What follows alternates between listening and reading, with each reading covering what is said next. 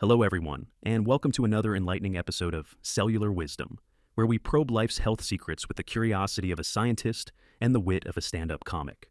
I'm Ethan Foster, your unflappable observer of human habits and half-baked health assumptions. And I'm Alara Sky, the self-proclaimed connoisseur of comedic commentary and all things that keep us upright and breathing. We are your hosts for this deep dive into the quiet realm of sleep, breathing rhythms, and memory, where apparently your brain does more night shifts than a diner waitress. If you thought that sleeping was a time when your brain politely clocked out, you're in for a surprise. According to Dr. Joseph Mercola's research, there's a lot going on behind the scenes. Sleep is when your brain basically transforms into a detective, sorting clues, filing evidence, and making sure your memories are locked up nice and tight. Right? It's like a librarian after hours, running around the stacks to put all the returned books in their proper places. Except the librarian is your hippocampus, and the books are that collection of embarrassing teenage memories, random grocery lists, and that moment last month you vowed never to mention again. Now, it's no secret that Dr. Mercola has quite the following, and according to the headlines, his new book is already a bestseller. One might suspect he's onto something with his unwavering quest to connect all these health dots. The latest dot. This idea that breathing rhythms during sleep are not simply a matter of in and out. There's a whole jazz orchestra of brainwaves that gets in sync with each breath. Jazz orchestra, indeed. We generally take breathing for granted, but apparently, if we breathe well, our brainwaves do the tango. Or perhaps a polite waltz. If we don't, we risk missing out on a vital part of memory consolidation. Consolidation, that fancy word meaning, I took everything I learned today, stuffed it in a mental closet, and closed the door. Or, if done well, I've labeled each memory carefully and put them all on neat little shelves. Precisely. But if you're snoring like an angry chainsaw at night, it might come as no surprise that your brain's memory librarians can't find the time, or the quiet, to tuck away your day's learnings. It's intriguing how research from Northwestern University shows that breathing patterns, something you do mindlessly, contribute to synchronizing the hippocampal waves, crucial for that final memory polish. To set the stage, let's say you're drifting off to dreamland. Your breathing rate is generally slower, somewhere between, 3 to 6 seconds per breath. Meanwhile, your hippocampus is having a little get-together with your cortex. In normal circumstances, they're partying in perfect harmony. If you record it, you'd see those brainwaves are pulsing at just the right intervals, matching your slow, steady breathing. Then the big cameo. These high-frequency bursts in the hippocampus, known as sharp wave ripples. The name sounds dramatic, but basically, it's your brain orchestrating a replay of what happened during the day. These little ripples then nest themselves in the cozy duvet of deeper sleep rhythms. That's how memories go from temporary sticky note status to permanent note in your diary. The moral of this story is that it's not just about getting your 8 hours, but how you breathe during those hours, which, I suspect, is a good argument against watching intense TV dramas before bed, where your breathing might spike with every plot twist. You mean the ones that leave you breathing like you just got off a treadmill? Exactly.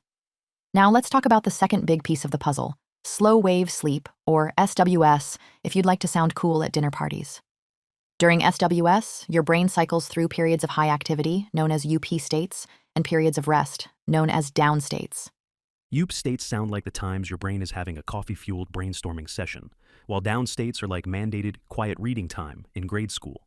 According to the study Dr. Mercola references, the synergy between these states helps your neural connections either firm up or let go. So, in other words, your brain's deciding, this is important, keep it, or this is junk mail, chuck it. I find it marvelous that you could be tossing and turning in your sleep, yet your neurons are politely taking turns, playing a memory game of stay or go. Indeed, the dream employees of your mind. But that's if you're breathing well.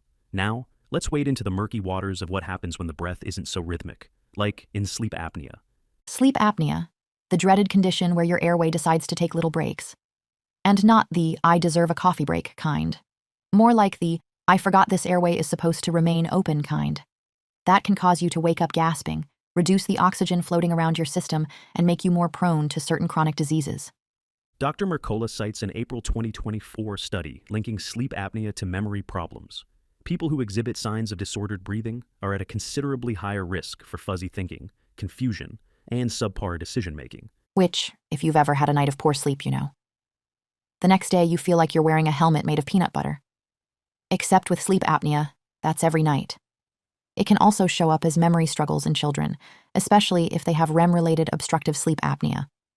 During REM sleep, your brain is extremely active, dreaming, consolidating memories, all that fun stuff. And if your airway issues tend to strike, then, well, that sets the stage for missing out on crucial consolidation time. And it's not just memory that suffers. Oxygen levels dip, the body's detox process doesn't fully engage, and the circadian rhythm takes a hit. It's an all-around fiasco, like forgetting to close your windows during a thunderstorm and wondering why everything's drenched. Precisely. Now, Dr. Mercola's stance is that we need to address the root cause. So, if you have kids with sleep apnea, or you're dealing with it yourself, it might mean you have structural issues like a recessed jaw or improper tongue posture, things that can often be helped with an array of therapies and interventions. Oral appliances, for instance. Dentists trained in sleep apnea treatments can sometimes expand the palate or adjust the jaw position to keep the airway open.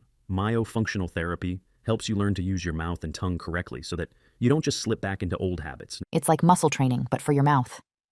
If you've ever done a workout and thought, great, another squat, well, this is the squat of your airway, except you do it with your face, so it's possibly more entertaining. If you think the idea of an oral exercise regimen sounds absurd, imagine how it feels to your neglected muscles. They've been waiting for years to get that attention. Speaking of addressing root causes, Dr. Mercola is not the biggest fan of CPAP machines as a long-term solution, especially for kids, because they don't fix the structural problems. They just work around them. Precisely. It's a bit like wearing noise-canceling headphones if your smoke detector is beeping. Yes, you won't hear the beep, but the problem is still lurking. Similarly, if your airway is narrow, or your tongue is pushing back, or your posture is compromised, that machine is just covering up the warning signs. So, folks who want to solve sleep apnea from the ground up might consider finding a dentist who's well-versed in this, and then maybe augmenting that with a therapy like Buteyko breathing. This method is designed to help people breathe quietly and through the nose, which trains the body to adopt a more beneficial breathing pattern, both day and night. My personal hypothesis is that many of us are closet mouth breathers. At some point, we started using our mouths to breathe, maybe after a series of stuffy nose days in childhood. And our bodies got used to it. Before you know it, you're the person audibly panting during a leisurely walk, and you chalk it up to being out of shape, when in reality, it might just be a breathing habit. Yes, and Buteyko addresses that by normalizing your carbon dioxide levels. Mouth breathing tends to dump carbon dioxide, leading to a whole slew of issues. That's because CO2 is actually integral to the body's ability to make good use of oxygen. Low carbon dioxide can translate to reduced oxygen delivery to tissues. Dr. Mercola also ties it to your diet. If you're eating loads of processed foods, your body can get more acidic, so you overcompensate by breathing heavier, which, ironically, can drive your CO2 too low. You see how everything's connected? It's the ultimate domino effect. Eat processed junk. Your body gets more acidic. You breathe heavily to cope. Carbon dioxide plummets. Your tissues don't get enough oxygen, and so on. Then you try to sleep, mouth breathing away in that vicious cycle. So yes, we could say that in the grand scheme of things, taking care of your breath can lead to better sleep, which leads to better memory. And from what Dr. Mercola is describing, memory is not just about remembering your to-do list or the name of your third cousin once removed. It's about letting your brain do its housekeeping, so it can store that knowledge effectively and keep your mental function polished. I'm always fascinated by how these old concepts, like the Roman scholar Quintilian's notion that a night's sleep can boost your memory, end up having real scientific merit. That line from centuries ago remains relevant. Sleep does help your memory, whether you lived in the days of togas and scrolls or in an age of smartphones and streaming. It's a universal truth that transcends centuries. You need to rest your brain. And modern neuroscience has finally explained why. We see the dance of hippocampal waves, the significance of breathing rhythms, the consolidation process. We're basically discovering the user manual for the body that no one realized we had. Let's not forget to highlight the practical side. If you suspect you're waking up tired, or your partner complains you snore like a freight train, or you often find yourself in a mental haze, maybe it's time to evaluate how you're breathing at night and how you're sleeping. They are apparently intertwined. And if you're dealing with the dreaded trifecta, poor diet, mouth breathing, and irregular sleep, you might well be the poster child for, this is not how it's meant to be. But the beauty is, you can change all those habits once you're informed. Indeed, there's hope for the hopeless snorer. Back to the Buteyko method for a moment. At its core, it trains you to keep your mouth closed, breathe lightly, and get used to slower breathing so that your body's CO2 levels normalize. For someone who's been hyperventilating a good chunk of their life, that's quite a change. It's the kind of retraining that might feel odd at first. Wait, how do I breathe softly without feeling starved for air? Then you realize that initial sense of air hunger is your body's confusion. Over time, it learns, oh, right, I don't need to gulp in oxygen like a vacuum cleaner. And once you master that, you're likely to see improvements in how refreshed you feel upon waking. Then the memory angle. If your sleep is calmer, your hippocampus gets to do its memory consolidation dance unimpeded, and you wake up sharper. Another interesting point. People with good, deep breathing patterns often find that they can handle stress better. It's possible that by normalizing your respiratory system, you reduce the sympathetic overdrive that has you feeling anxious or edgy. Sure, because if you're constantly gasping for air, even subtly, you're sending micro signals of the panic to your nervous system. Over time, that could be a catalyst for restlessness, disrupted sleep, and a million other stress-related conundrums. Yes, I always say, show me how you breathe, and I'll show you your stress levels. Actually, that's a white lie. I've never said that until now, but it feels like something I should put on a poster. It's entirely poster-worthy, for sure. Now, let's pivot a bit to remind folks about the structural component in children. Often, young kids have issues like enlarged tonsils or adenoids that can narrow the airway. Or maybe the shape of their jaw or palate predisposes them to mouth breathing. If that's the case, a combination of medical steps, like removal of obstructions, and something like myofunctional therapy could help. Because even if you open up that airway surgically, if the child continues to breathe incorrectly, the tissues and structures might just revert or remain problematic. It's like patching up a leak without addressing the reason the pipe was compromised in the first place. So, yes, a dentist who specializes in airway dentistry could be your new best friend if you or your loved ones are grappling with this. For adults, there are mandibular repositioning devices or tongue-retaining devices, fancy names for gadgets that keep the jaw or tongue from blocking the airway. They might look a bit odd, but if they fix your sleep, your brain and your partner will thank you. Absolutely. I know some people who swore up and down they'd never sleep with one of those contraptions, but once they realized how life-changing it could be, fewer nighttime awakenings, no more earplugs for their spouse, no more morning headaches, they've become total converts. Right? And it beats wearing a CPAP, which for some folks is great short-term, but can feel like strapping a leaf blower to your face. That's not exactly the best recipe for intimacy, comfort, or long-term solutions. On that note, you also want to remember that if you're overweight, shedding extra pounds helps reduce the fat pads in the throat area that can contribute to sleep apnea. So that, combined with learning to breathe properly, is often the 1-2 punch for improved sleep. And it's interesting how memory ties into all of this. For children, for instance, sleep apnea can hamper cognitive development. They might have trouble focusing in school, be more prone to behavior issues, or fall behind academically.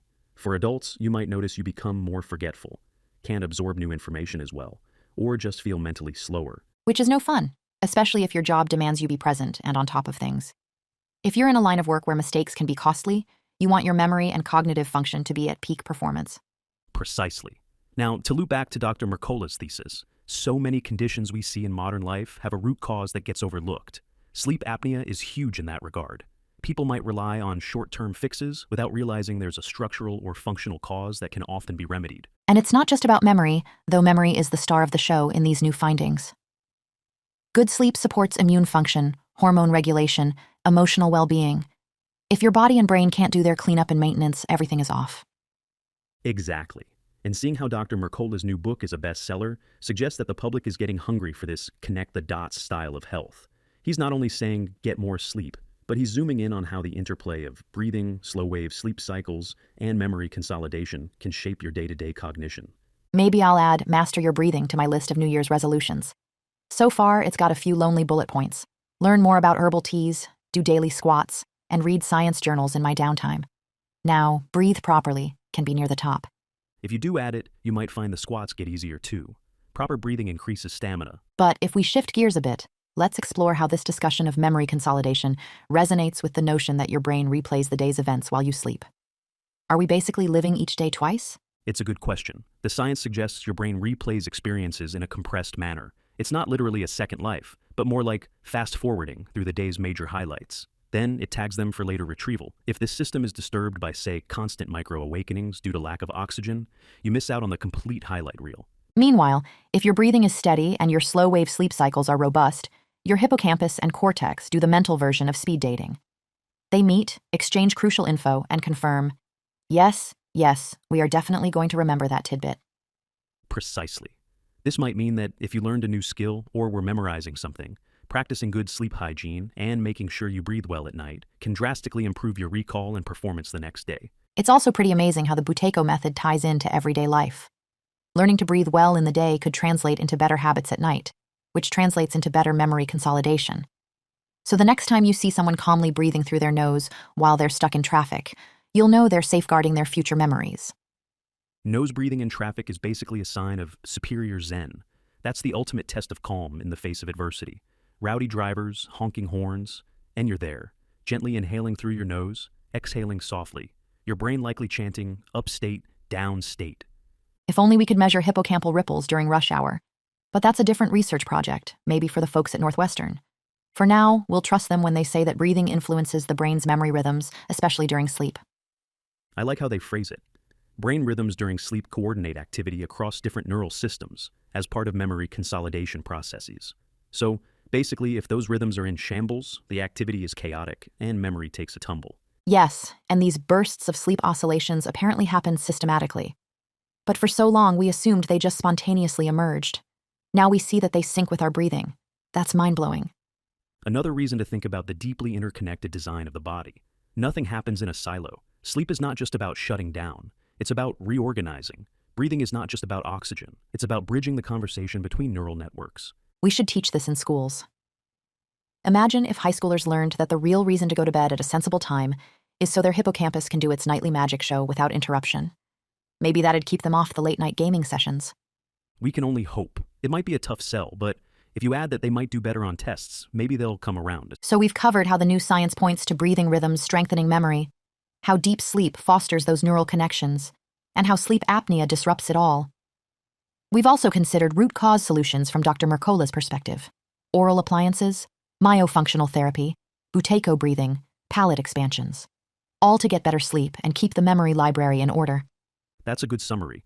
One other angle is the mention of large tonsils or adenoids. In kids, that might be the first line of intervention if those lumps of tissue are blocking air. But after that, or even alongside it, you still need to rehabilitate the airway function and correct any breathing patterns, or you'll end up back at square one. And for adults, especially those with moderate sleep apnea, it might be that one of these oral appliances is a better first step than strapping on the CPAP. Some people will do fine with CPAP, but if you're looking for an actual fix, you'd want to see if your structures can be aligned more optimally. Also, we can't forget the benefits of dropping a few pounds if weight is part of the puzzle. There's no shame in acknowledging that you have some extra tissue around the neck, making the airway narrower. Losing weight can be a game changer for reducing sleep apnea. Then there's the mention of how an acidic diet can exacerbate poor breathing patterns. It's almost comical how everything we talk about in health circles eventually loops back to food quality. Eat better, breathe better, sleep better, think better. It all collapses into that single motto. But we humans seem to prefer complicating it. That's part of our charm, right? Overcomplicating the simplest solutions. Meanwhile, your body is basically screaming, just close your mouth and breathe through your nose. And your brain is echoing, let me do my memory consolidation in peace. For me personally, I'd prefer if my hippocampus had a quiet environment at night, rather than the chaos of a half-blocked airway, or background noise of my own snoring. Indeed. So, for our listeners, maybe you're nodding in agreement, maybe you're dozing off, hopefully not while driving, but hopefully you're seeing how crucial it is to have stable respiratory patterns in your sleep. The big takeaway: if your memory is faltering, or your mornings feel like you swam through wet cement, it might be time to look into your breathing habits. And if you're a parent whose child always seems fatigued, has dark circles under their eyes, or struggles at school, consider whether they might be dealing with obstructed breathing at night. It's not just an adult problem. Right? Kids can have sleep-disordered breathing too, from mouth breathing to full-on apnea, and it can definitely hamper their cognitive development. While we're on that note, a reminder that this is not about scaring anyone. The silver lining is there are solutions. It's not a hopeless scenario. Absolutely. The human body is resilient. With the right approach, be it structural corrections, therapy, or simply mindful nose breathing, a lot of people see remarkable turnarounds in energy, cognition, and overall vitality. And just think of how you might become a trivia champion once your memory is no longer slowed down. That might be the hidden perk, dominating at game night because your hippocampus is on fire. Let's see the next round of game show winners crediting their success to a palate expander, a well-fitting oral appliance, or Buteyko breathing sessions. That'd be the day. And it might happen sooner than we think if Dr. Mercola's word continues to spread. His new best-selling book, from the look of it, is shining a bright light on the integrative approach to all these seemingly disconnected health issues. People love the root cause philosophy. We're all a bit tired, pun intended, of symptom chasing. Ultimately, if you solve the root cause, the symptoms become footnotes in history. True. Now, as we inch closer to the end of our conversation, let's do a short recap. Sleep is vital for memory consolidation. This involves brainwaves reactivating the circuits that were active during the day, essentially replaying and storing them more permanently. Breathing rhythms are intimately involved in timing those processes. Disrupted breathing, such as in sleep apnea, can break the chain of events that leads to solid memory formation, leaving you more forgetful and cognitively sluggish. Kids can be similarly affected. Addressing root causes with strategies like myofunctional therapy, oral appliances, and buteyko breathing can restore normal function. A balanced diet helps keep your body chemistry in check, so you're not overbreathing in a desperate attempt to maintain pH levels. And with all these factors working together, your nightly sleep can actually do what it's meant to do. No more crashing into bed, tossing and turning, and then waking up baffled as to why your memory and focus are shot. It's quite a tapestry Dr. Mercola has woven, and the big bonus is that this ties directly into a more vibrant daily life. Because let's face it, a functional memory is just the beginning. Once you're well rested and breathing properly, you've got more energy to do the things you love. And your partner might also appreciate not having to elbow you in the ribs every half hour if you're a serial snorer. That alone is a compelling reason to see a specialist or train yourself in better breathing. Indeed. We talk a lot about personal health benefits, but relationships are a big factor too. No one wants to be the reason someone else has to wear earplugs or risk elbow strain. So on that note, if you're tuning in and suspect that your nighttime breathing is less than exemplary, or you're the spouse of such a person, maybe it's time to take a deeper look. Right, because once you fix it, you might be able to recall things better than ever. That's a perk we can all get behind. And that about wraps it up for our foray into Dr. Mercola's cellular wisdom on sleep, breathing, and memory. We hope it's given you some interesting ideas to chew on, preferably with your mouth closed so you're inhaling through your nose. Smooth. Now, if you'd like to catch more of our episodes, we're always here, shining a light on the intricacies of natural health and hoping to inspire a little comedic relief along the way. Because let's face it, laughter may not literally sync up your hippocampus, but it sure as heck makes the journey more pleasant. And who knows? Maybe a good laugh helps with memory consolidation too. That's my personal theory. I'd buy that theory. Laughter is pretty memorable after all. On that note, thank you for joining us on Cellular Wisdom. May your nights be restful, your breathing calm, and your hippocampus sharp. We'll see you next time. Until then, remember, every breath you take might just be the push your brain needs to store your life's best moments. No pressure. But breathe well, folks. So long, everybody.